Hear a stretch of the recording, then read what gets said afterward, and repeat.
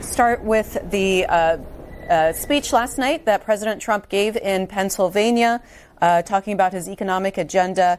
Could you talk about the specific policies that the president should enact, in your opinion, that would ease voters' anxieties about affordability? Well, I think that there are several factors here. And by the way, I appreciated what Jim Costa said here just before you. Jim is a sound mind in not just his conference, but trying to move us forward economically.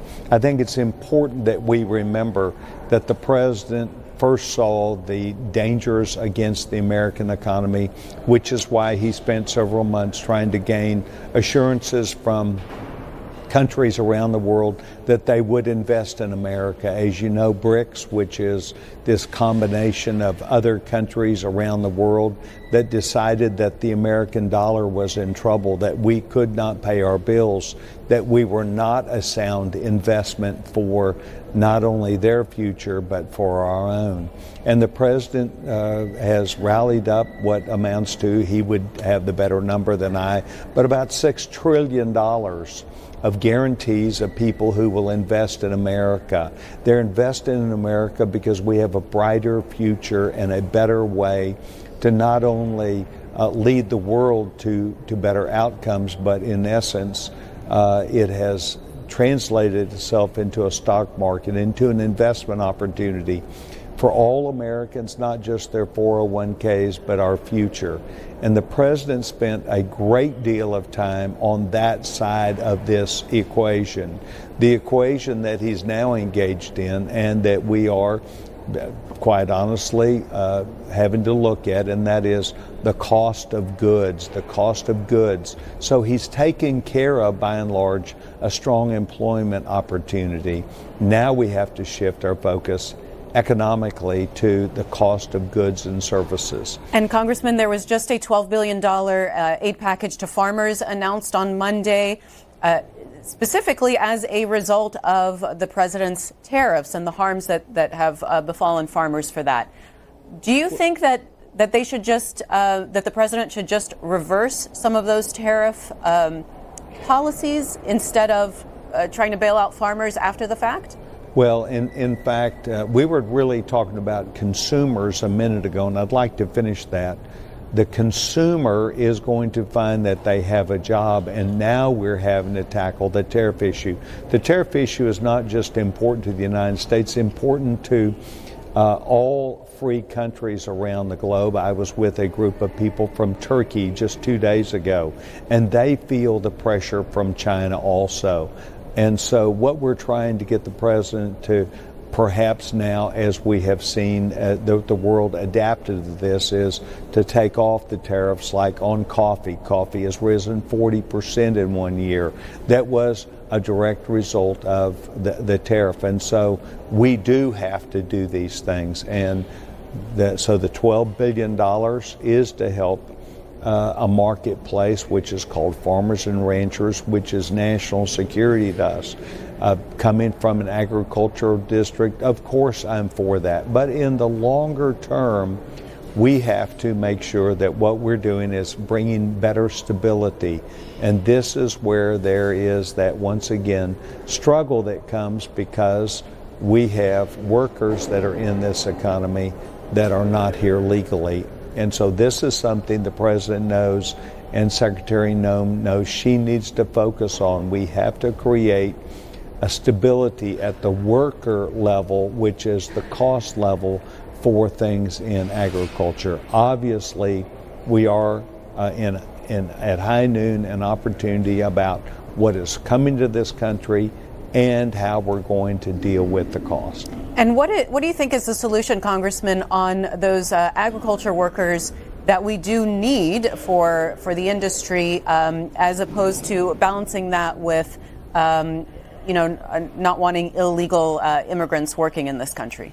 Well, it is a difficult issue. President Bush dealt with this issue many years ago, and we came up with a good solution for what was known as ICE, and that would be that they would understand what our attempts would be to tackle the issue. I believe that a worker in this country is important, and a worker, as opposed to someone that is drawing government benefits, not going to work, someone who is a criminal.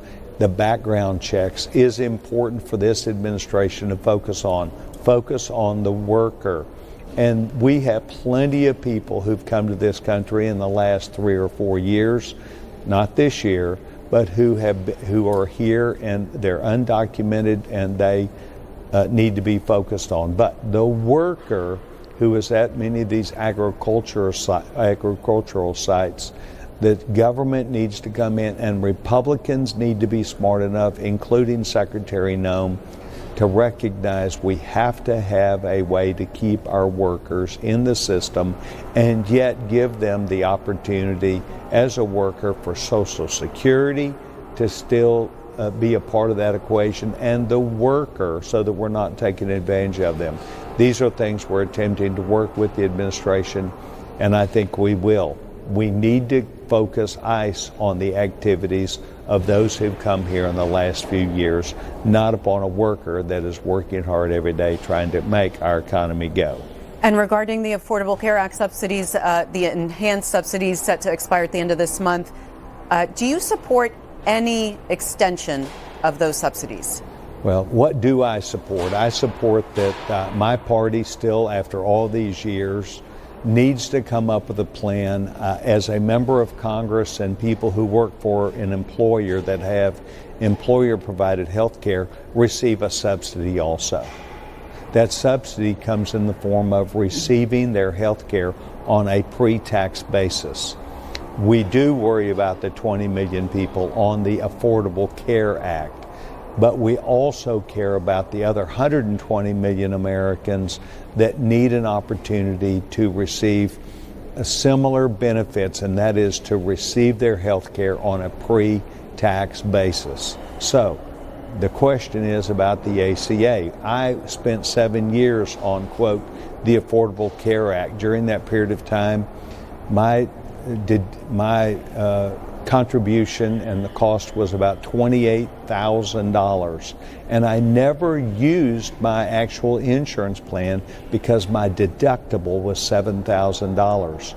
We need to make sure that there is an option for people that would see going to a similar model as employer-provided health care, where the health care provider would be reimbursed almost double, which would allow these families, instead of sitting at an office all day or going to a hospital, which is the most expensive, to receive their health care, they could actually have the benefits like someone who works for the largest companies in America.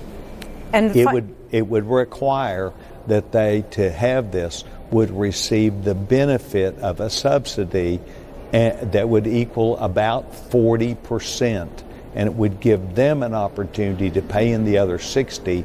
That would be about $1,000 a month for a family of 4. Now you'd say, Pete, where does that come from? It comes from their ability to make sure that they join into the American dream. I am worried about this. We are going to find an answer, and that is exactly what House Republicans are in the middle of. Will we find an answer before the end of the month? I believe you will see that the plan comes out. Will it pass this month? No.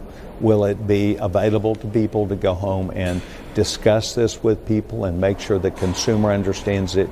Yes. And finally, Congressman Sessions, on those boat strikes in the Caribbean, do you think the Pentagon should release the full video of that controversial double tap attack? Well, let's go to the big issue. What should America be doing in this regard?